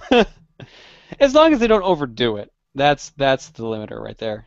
Okay, what is this Sonic thing I saw on Giant Bomb today? Like Sonic in he's like a Yoshi's Island? hedgehog, and he can run really fast. He likes chili Okay. dogs, and he has like this fox with 2 tails that follows him around. There's a TV show. He plays the guitar or the keyboard.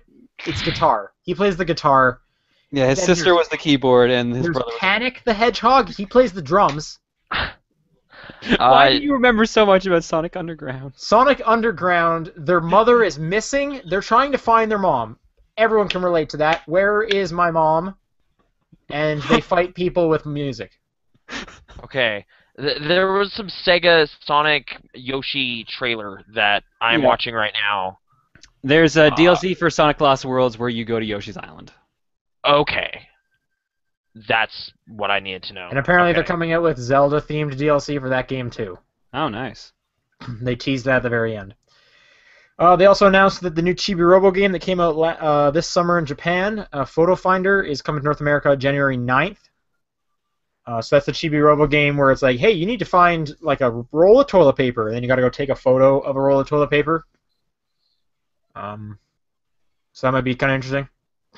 Chibi Robo. Yeah, I played the GameCube one, but that was it.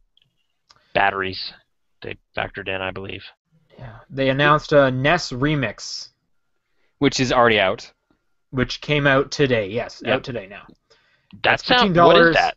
It's a bunch of NES games that are kind of changed. So, for example, you'll play a Mario stage backwards. You'll play Donkey Kong as Link. You'll play Excite Bike, but you can only kind of see like a little circle in front of you. Everything else is black. It's basically ROM hacks. Imagine, I think some people compared it to ROM Check Fail. Some other people compared it to WarioWare, but just kind of like with all the characters mixed up. Okay. I would not compare it to kinda- WarioWare. It Well, is I mean, not- more in the sense of like that's what's happening to the games. Like, oh, now you have to beat a level of Donkey Kong as Link. You have to get a hole in Oh, so one. like fast-paced, weird game It's not. challenges. It's not micro games though. It's not. I would not compare it to WarioWare. Take on challenges from a dozen 8-bit Nintendo games. Okay. Kick enemies while they're down. All right. This Haven't you always looks wanted that? vaguely WarioWare-esque. That trailer really makes it seem WarioWare-esque, except for like when you play through Mario Brothers 1. They really mess with you based on the Mario Brothers 1 footage. Okay. Altered 8-bit challenges. This sounds potentially kind of cool. I don't know. $15, Wii U. Does it incorporate the gamepad in any real way at all, or No idea. I didn't get a chance to pick it up yet. I was going to pick it up Okay. after the podcast. Why is Excite Bike green? What's going Because it's extreme! Cause it's a remix. Yeah, Okay. Green Color Remix. Don't you know? Remix. Word.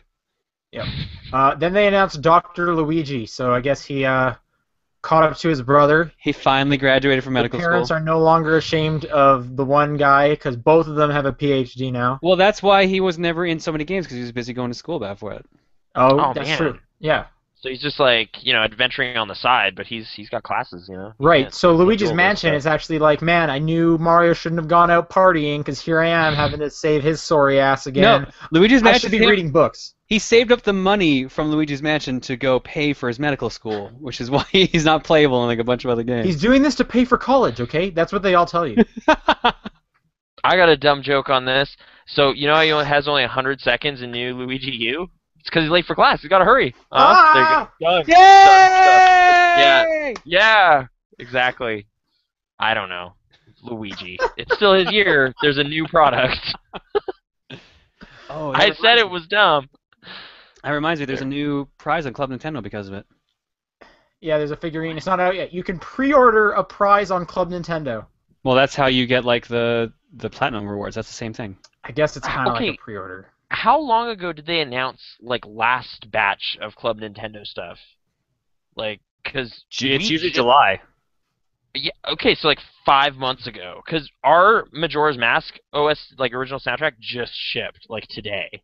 Oh shoot! I didn't change my address. Crap. Okay, well there you go. See, there's a heads up for you got to get to Nintendo.com and change that. But I think it might be too late. You mean club.nintendo.com? maybe, yes, no, I don't know. It's on the main It's page. club.nintendo.com. Anyway, Okay, yeah, okay. Dr. Luigi, it's coming out December 31st, so New Year's Eve, $15. If Is you're it on, into... what 3DS or what platform? Did you say? They didn't actually say. It looked like Wii U graphics. Which one? Dr. Dr. Luigi. Luigi. Dr. Luigi is definitely Wii U because they literally show the Wii U gamepad during the trailer. Okay. There you go. Okay. What? That's some weird stuff. I guess. Yeah, you're right. This is some surprising announcements coming out of Nintendo. It's like there's And then games coming out right Rosalina now. is going to be in Smash Bros. Cool. Yay! I thought that was going to happen anyways. It's good they're actually adding more female characters there. Yeah. Yeah. They played the good song from Galaxy, so I really hope that song is in the game when you're battling. Gusty Garden or whatever it is. Everyone, my Twitter feed was like, Gusty Garden Galaxy, yay! Windy So, Garden or something like that. Yeah, I'm pretty sure it's Gusty Garden. Great. It's one of the best songs in that game. Gusty Garden is more alliteration. They also showed a new Mario Kart 8 trailer. Track, Yeah. yeah. 8. Okay. And Driving that through an game's airport. like a direct sequel to the Wii game, so fuck that. No, it's a direct sequel to Mario Kart 7. No, it's not, because it's got bikes and tricks, and there's probably 12 people driving around, and it's going to be stupid. That was also all in 7. No, in 7, you did not ride on bikes, Okay, the bikes is the only thing that wasn't. and you 7. only raised 8 people, not 12, Mm, and the multiplayer wasn't messed up. mm, See? yeah, fair enough. It sounds like kind of a blend of a bunch of previous Mario Kart stuff. So what Where- every other Mario Kart's been based on. Where is Yeah. Double Dash 2? Yeah. I mean, I just want to play on that baby Toad or whatever the hell that Baby Park. baby park I don't, because that was a circle. That track was awesome though, because it was just chaos. chaos. Exactly. I just liked the part where it's like, dude, we gotta switch right now, and then you switch, and it's like, oh yeah. Apparently, some people, I don't know, the legacy of all Nintendo games seems to switch at some point. It's just like, man, this game sucks, and then 10 years later, that was a timeless classic. That was one You're of the right. best ones So they ever eventually did. everyone's gonna be like, man, I loved Double Dash, and it's gonna be like, What are you good. talking- yeah, What are you talking about? People Some people think Double Dash is the best. Yeah, Yeah. but at the Well- time, it was 7 point something. People That was hate the it. IGN. Yeah, people. Well, Basically, everything on the GameCube people hated at the time, and now Nintendo just went in such a silly direction that they're like, please go back to anything. And it's like, here it is again, Wind Waker, and they're just like, this is the greatest. Here it is again, Luigi's Mansion. Yeah. Yeah, it's because people were all like, "Oh, now we love everything on the GameCube," but at the time, So, where's my Kirby Air Ride 2? no. I don't know. That's the Where real is it? question. Where is my Yeah. Kirby Air Ride 2? You know what? Considering how long that one was in development, I'm surprised we got the first one. There was a lot of weird variety in that game, too. Kirby's But- Air Ride was supposed to be on the N64. Wow. Okay. That was weird. There's totally different racing games in it. It's just and now it's an isometric perspective zoomed way out, and it's basically like an RC. It's like, what? What happened? And it's just like, yeah, just race here now. What It's happened to you, Kirby back- Air Ride? Now it's What weird happened to open you? world battle game. Dude, City Escape or City Trial was awesome. That Yeah, was my no. favorite mode.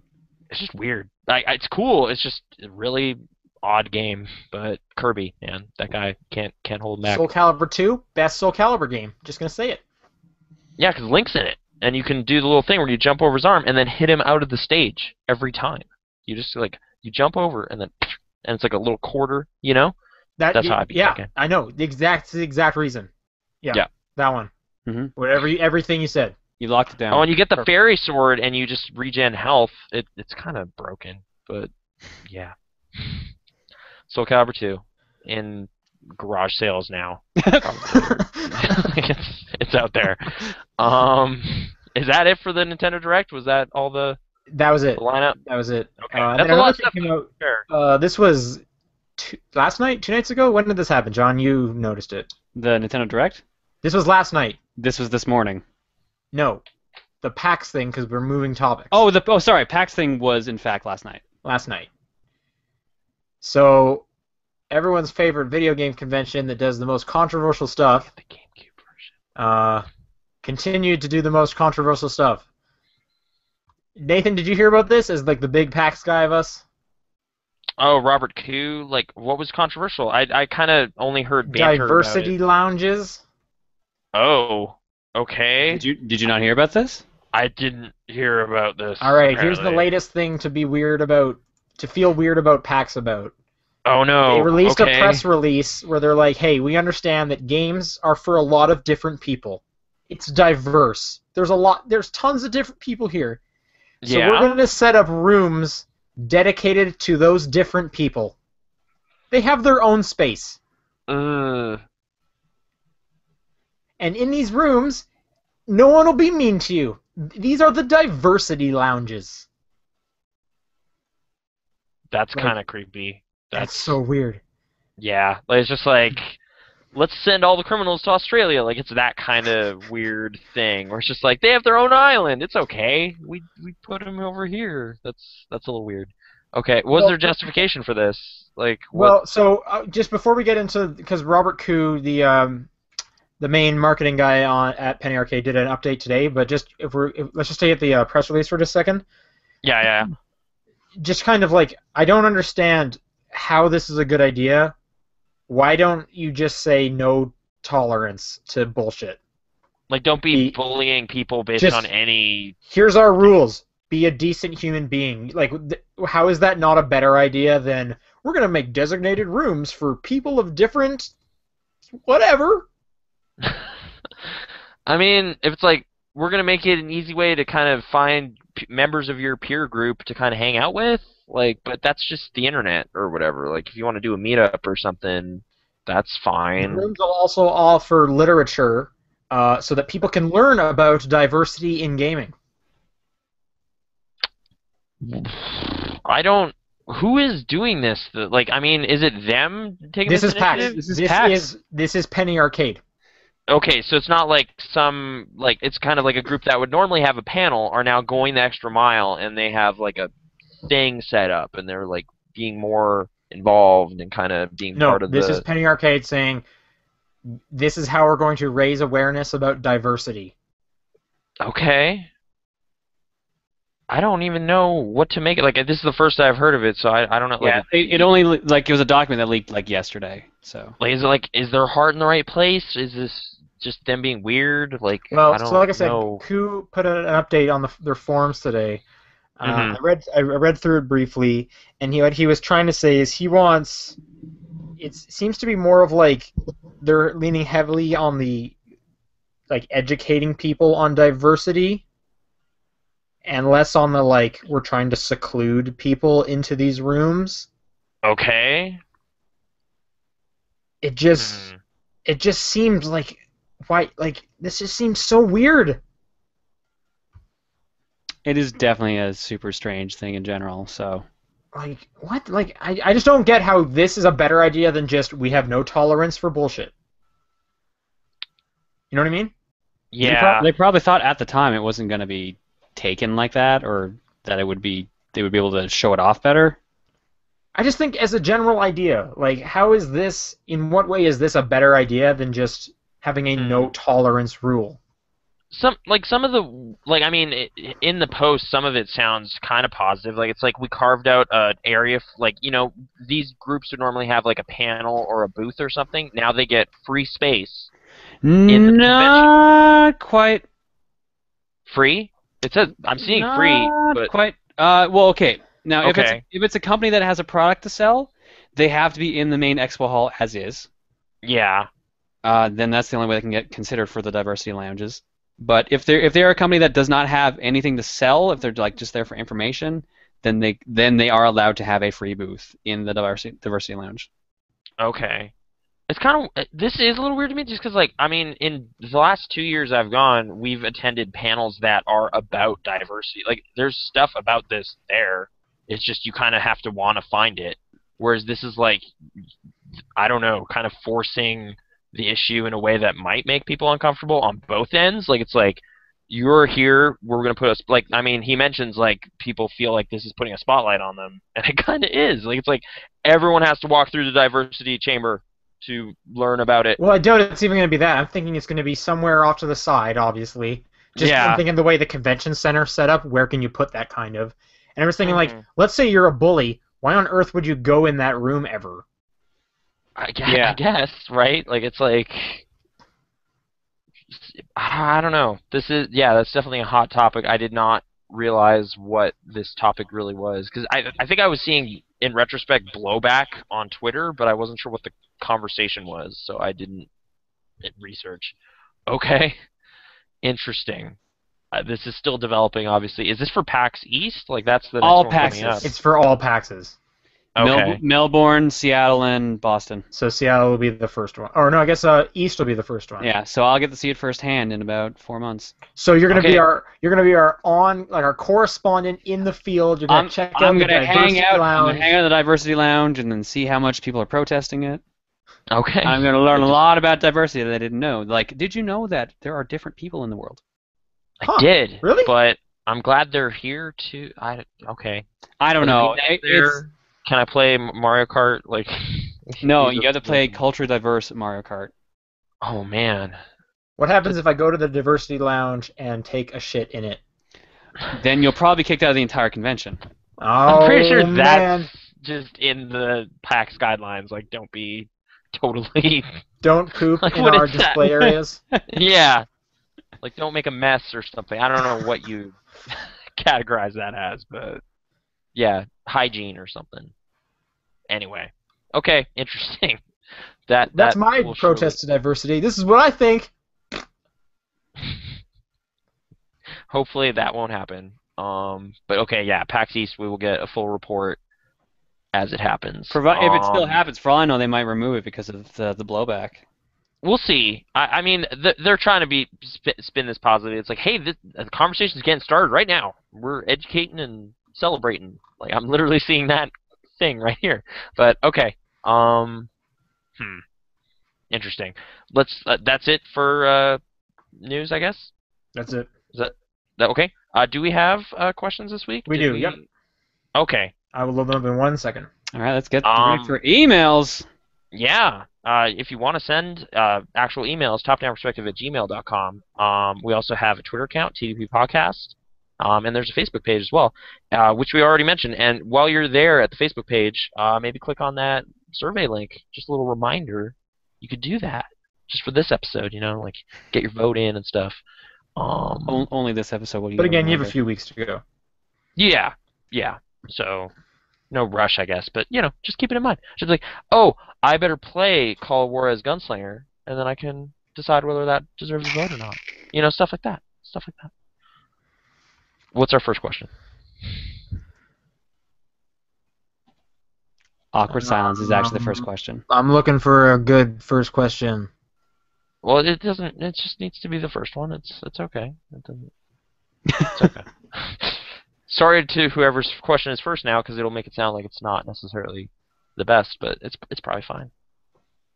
Now I'm just wondering, like, why are we screening the questions? The chat's like #Meowth Hour, #GetHype. That's great. We take questions from anyone.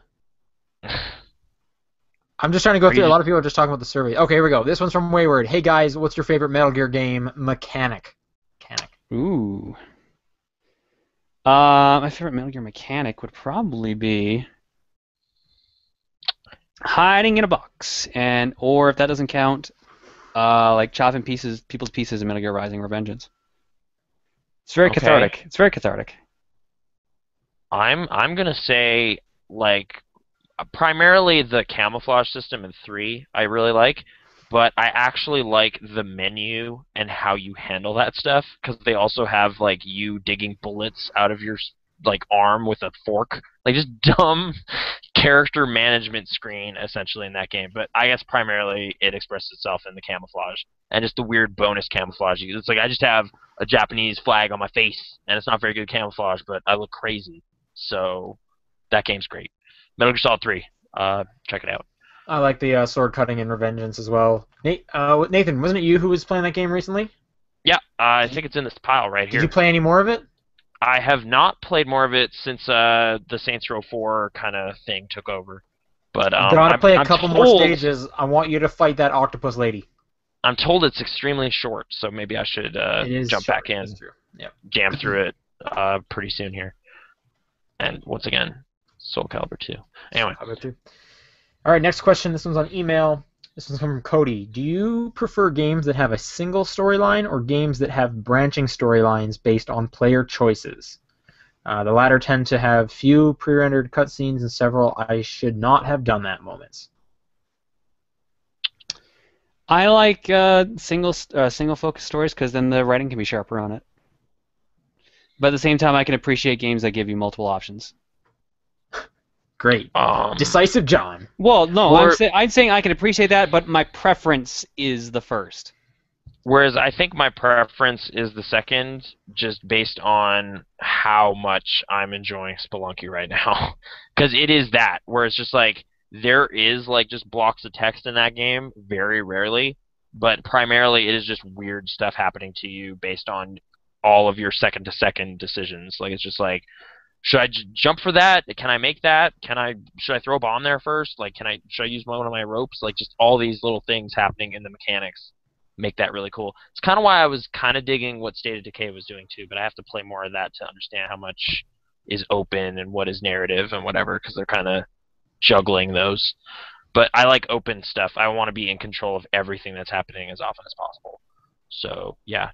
That said, I still like Metal Gear, which is the exact opposite, but, you know, chaos is great. Yeah, I don't know. I'm trying to think. Like, a lot of the games that are coming to mind that I really like their stories are single stories. But then stuff like The Walking Dead and Mass Effect pop up, and it's like, oh, I really like those too.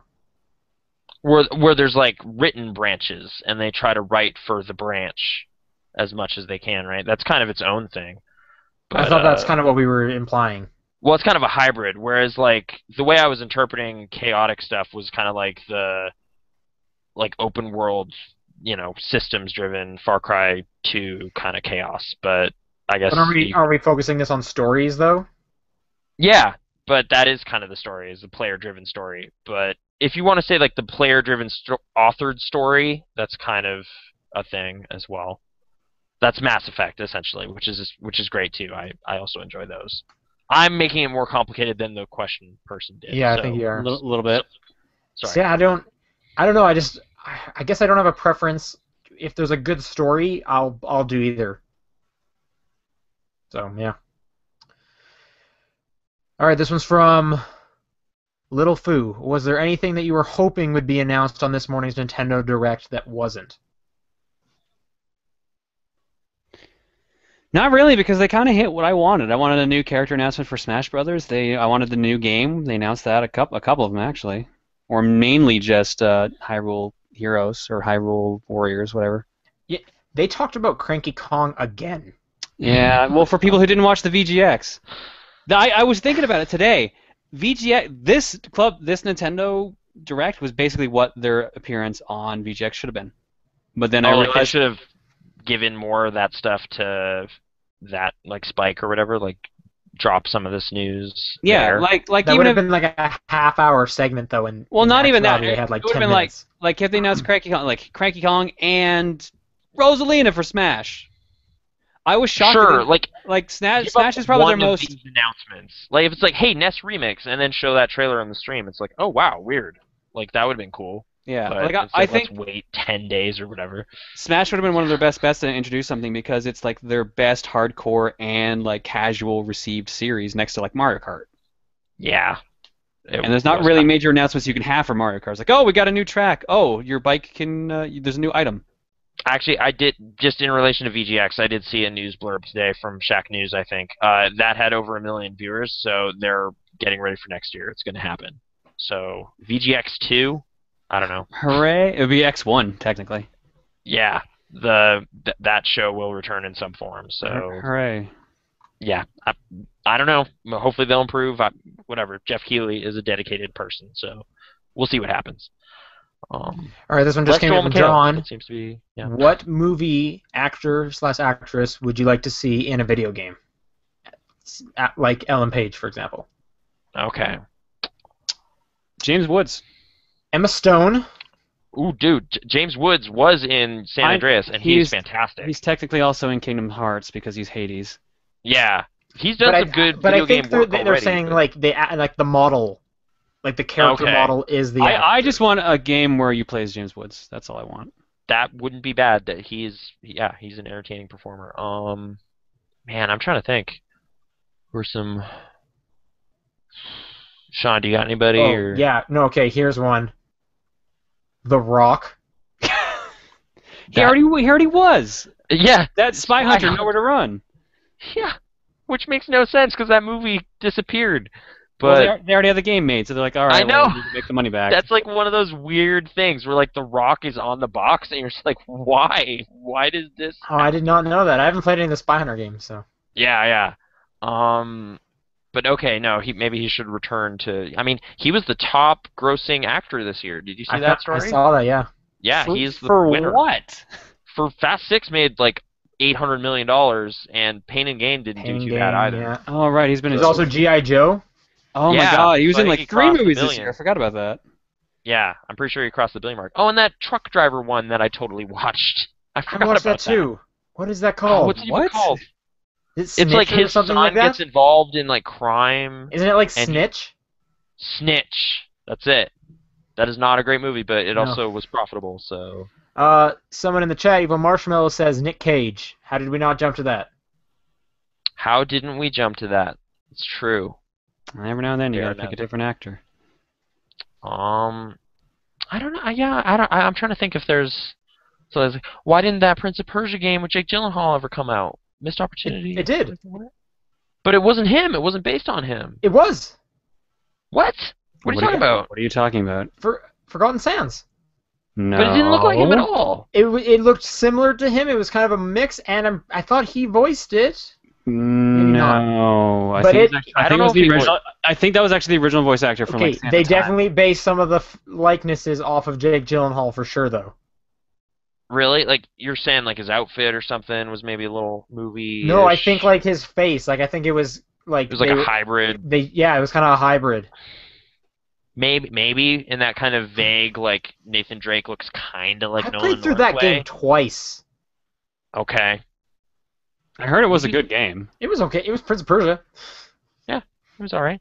I'm trying to think. It was just like an actor that I was like, man, this actor right here. I mean, Nick Cage is a good pull. That's fair. James Franco. Why isn't he in more video games? Question. He was in Homefront the movie. Why isn't he in Homefront the game? They're totally different. It's not even. All right, Junkie GS writes in, what was each of your most memorable / most fond gaming memory ever? Ever? All right. I'm trying to think of a good one that comes to mind. The greatest gaming memory all right, of here's all one for time. me.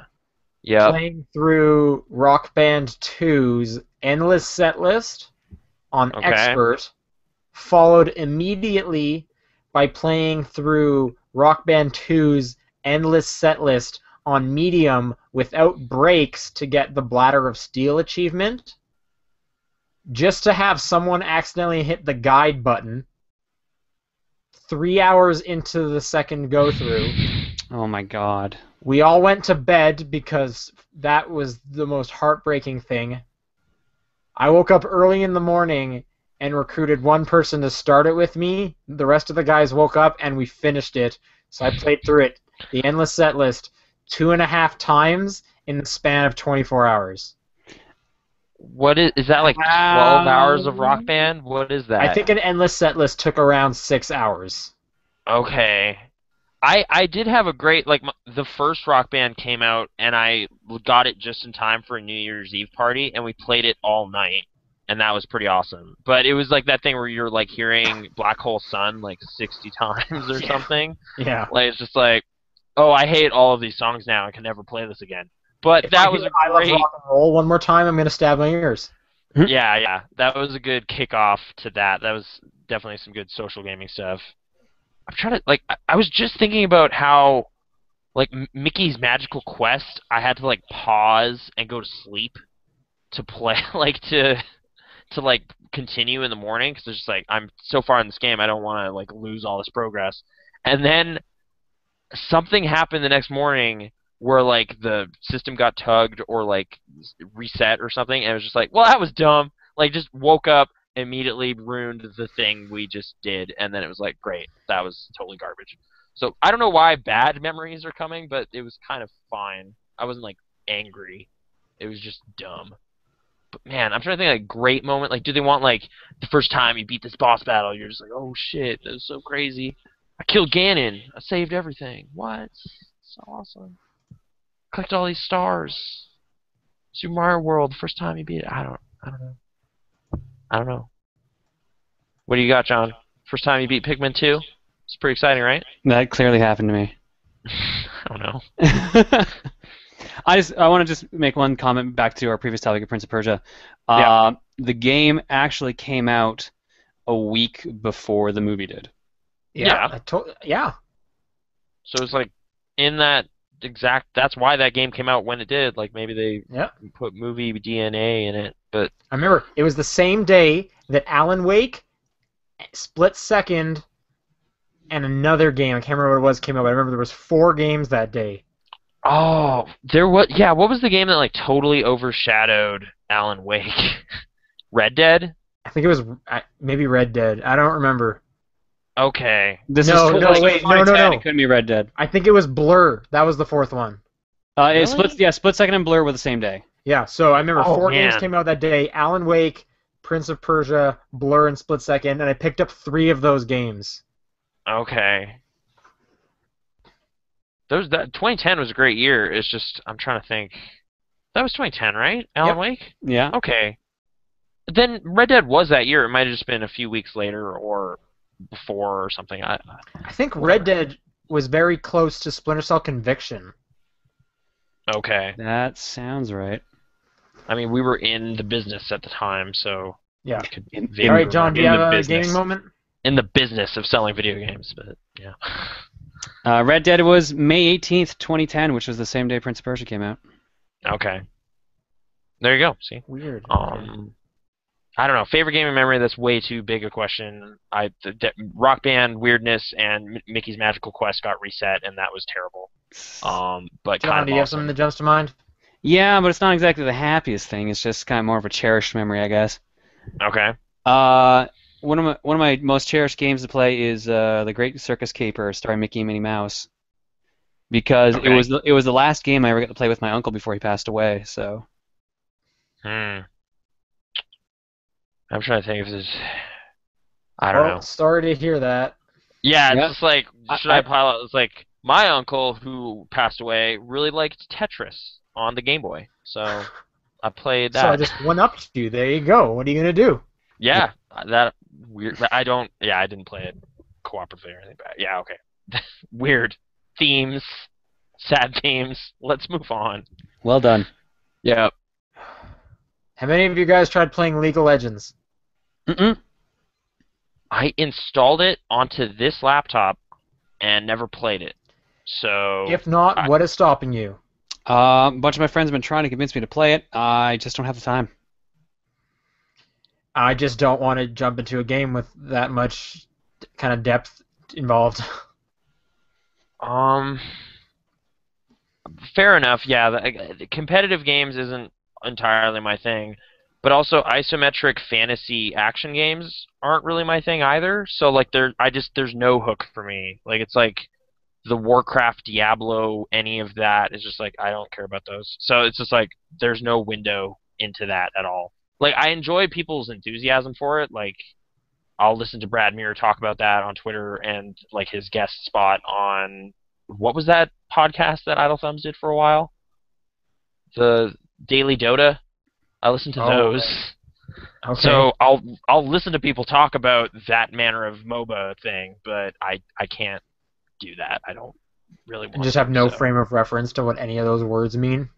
Yeah, it's just this jungling and all this stuff. It's just like I vaguely understand, but I don't understand the appeal still. Like I don't want to play that. So, and plus it just sounds like there's like a huge skill ceiling to find. So it's just like, well, if you're gonna be even competent, you need to spend like I don't know 500 hours, and you're just like, yeah, I'm just gonna play like 80 other games and not do that. Yeah, So, you kind of have to make it your focus. Like same with first-person shooters, you have to make them your focus if you want to be like competitive at them. yeah, and that's no, that's not gonna happen. So, yep, that's All right, probably these why. next few are from Allison.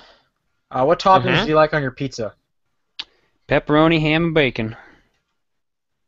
Okay. So meat lovers. There you go. Mm-hmm. I'm fine with Ham and like pineapple. anything for the most part. Okay. I haven't tried like really weird stuff like anchovies. That sounds terrible. I've had anchovies. It's fine. You just have to like salty kind of stuff. But yeah, ham and pineapple is like my default. I have been discovering chicken barbecue stuff lately, and that's I like pretty chicken. good. Chicken's pretty good. Yeah. There you go. Nathan, they missed the Rambling Roar show. When will you do more of those? Um, I don't know. Like it's kind of like a lot of those long form venting type things seem to happen on Pixel Response now, but there's no video component to that, so I guess you don't really get the same animated thing. I don't know. Like it's something that has to strike me just right in a positive or negative way. And also I guess really the thing that kind of put me off was the last time I did one, I ran out of like I filled my iPhone recording it. So it's just like I just need more space to do video, and I don't know. Maybe I should use my Flip again or something. But yeah, sorry, I just haven't really put much like thought into how to do that more often. I guess I'm cool. Anyone cares about that, I will try to do that. But yeah, All right, sorry. and these last one. This actually, a bunch of people keep talking about this. So I Okay. won't really credit it to anybody. Basically, is there any chance we're gonna do a pizza eating contest? If they pay for the pizzas, No, I really don't want to.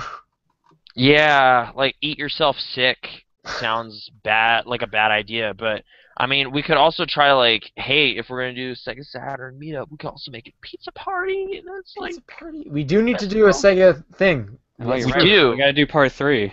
So if we're gonna meet up anyway, we might as well bring a bunch of pizzas to it, and Just too many. too Each. many. Why do I have Yeah. 30 pizzas with me today? Yeah, whoops. I showed up. You said not to bring anything, but I ran to this pizza place. I ran into this Yeah, I pizza driver, and he's just like, I have too many pizzas. And I robbed him. Yeah. And I mean, like, we could get gross with it too. I live like 2 blocks from a Little Caesars, so I could just load up and then come up It's to ready your in like place 5 with minutes. the worst pizza, and then we could see who can handle the most of it. I have been practicing though, so You've been practicing. yeah.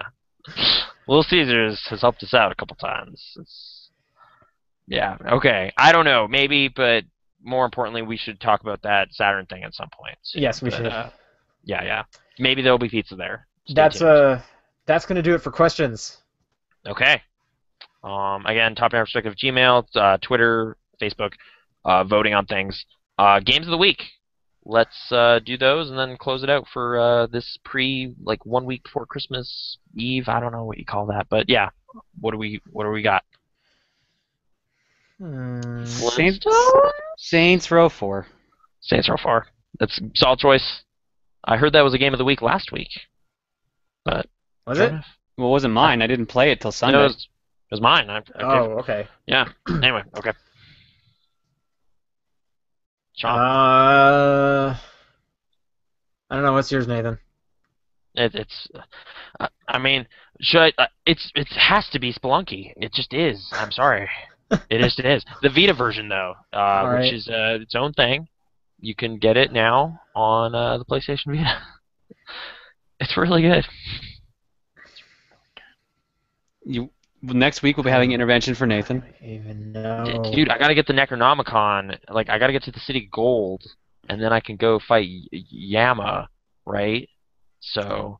Thank you guys for tuning in. We'll see you guys next week. Wait, Sean didn't. I have to give it to Black Flag again, I guess. Okay, that's fair. Finishes strong. That's good. Good to hear. So, and it definitely wasn't gonna be Crimson Saga. So. Crimson Fair. Dragon. Crimson Crimson Dragon. Saga is a different game. You're thinking Crimson Gen Saga. I am. I'm You're sorry. thinking of Double Dragon Neon. Double Dragon Neon. Game of the week. Sean's game of the week somehow. All right. Thanks for joining us. See you guys next time. Hey, have a good Christmas, because that'll be Merry Christmas. Yeah, We probably if you won't- celebrate we won't Christmas. hear from us before Christmas time. If you celebrate that, yeah, that's right. Happy late December times. Have a crazy Kwanzaa. Crazy Kwanzaa. All of these things. Hanukkah's